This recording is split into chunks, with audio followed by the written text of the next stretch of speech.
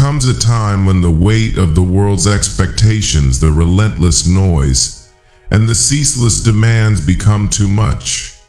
In these moments, the true Stoic does not simply endure, he vanishes. But this disappearance is not one of defeat, it is a conscious act of retreat into the depths of oneself, where the real battle begins. To disappear is to step into the shadows, where the distractions of life can no longer reach us. It is here, in this self-imposed solitude, that we confront the raw, unfiltered truth of our existence. This is not an escape from reality, but a confrontation with our deepest fears, desires, and emotions, a crucible in which the mind is tempered and transformed. In these moments of isolation, we engage in the most challenging form of mastery, the mastery of the self. We strip away the illusions, the false identities, and the destructive emotions that cloud our judgment. What remains is the essence of who we are, refined and sharpened by the fires of introspection.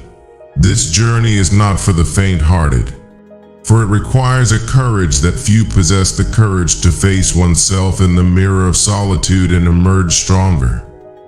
When we return from this darkness, we do so not as the person who vanished, but as a master of our own fate, unshaken by the world's chaos and fortified by the power of Stoic resilience.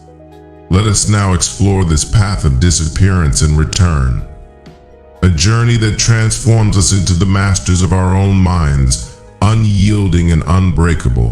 1. The power of withdrawal. To withdraw is to resist the urge to react impulsively, to retreat into a space where we can observe our thoughts and emotions with a detached clarity. The Stoics believed that true strength comes from within, from the ability to remain unshaken by external events. It is not that we have a short time to live, but that we waste a lot of it, Seneca warns us. By disappearing, we reclaim time for what truly matters, our inner fortitude. This withdrawal, however, is not an abandonment of life, but an intense engagement with it. We step back to see more clearly, to cut away the trivial and focus on the essential.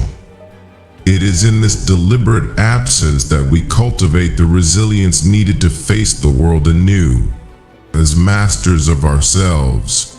2. The transformation. When we return, we do so transformed. The destructive emotions that once controlled us have been subdued by the discipline we have forged in our solitude. We no longer react to life, we respond with a calm born from deep understanding. Marcus Aurelius, the Stoic emperor, reminds us, "You have power over your mind, not outside events. Realize this, and you will find strength. This strength is not one of force, but of unyielding self-control." We return not as we were, but as something more, individuals who have confronted their inner chaos and emerged victorious. Our presence now commands respect, not through domination, but through the silent power of a mind that is no longer enslaved by its passions. 3. The silent power of self-mastery. Our journey of disappearance and return is not one that others will easily understand, for it is deeply personal and profoundly internal. Yet its effects are unmistakable. We walk through life with a quiet confidence, unperturbed by the storms around us. The world's chaos may rage on, but it no longer has the power to disturb our peace. We, as true practitioners of Stoicism, understand that the greatest battles are fought within. It is not the external victories that define us, but the mastery of our own minds. The philosopher Cleanthes once said, "Lead me, Zeus, and you, destiny. Wherever you have assigned me, I will follow without wavering, even should I refuse in wickedness. I will follow nonetheless." This is our creed, to accept our path with grace and to walk it with unwavering strength. As we conclude this journey, Let us reflect on the power that lies in vanishing from the noise of the world, only to return with a newfound mastery of ourselves. This path of disappearance is not one of weakness or avoidance, but of profound strength and wisdom. It is a path that few dare to tread, for it requires us to confront the deepest parts of our psyche, to wrestle with our inner demons, and to emerge victorious. When we choose to disappear, we do so with the knowledge that true power comes not from dominating others, but from mastering ourselves. The chaos of life no longer dictates our actions, for we have learned to command our emotions, to remain steadfast in the face of adversity, and to walk our path with unwavering resolve. Returning from this journey, we are no longer the same. We carry within us the quiet confidence of one who has faced the storm and emerged unshaken. We move through the world with a silent strength, our presence a testament to the resilience we have forged in solitude.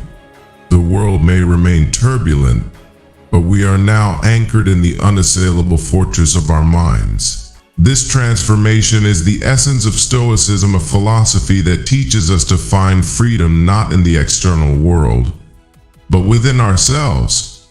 By disappearing and returning as masters of our own fate, we embody the Stoic ideals of self-control, fortitude, and inner peace. We become examples of what it means to live with purpose, to rise above the chaos, and to walk the path of true mastery. Let us carry this wisdom forward, not only for ourselves, but for those who seek the same strength. For in mastering ourselves, we become beacons of hope in a world that often seeks to overwhelm us. Remember, the greatest journey is the one within. Disappear when you must, but always return as the master of your own destiny.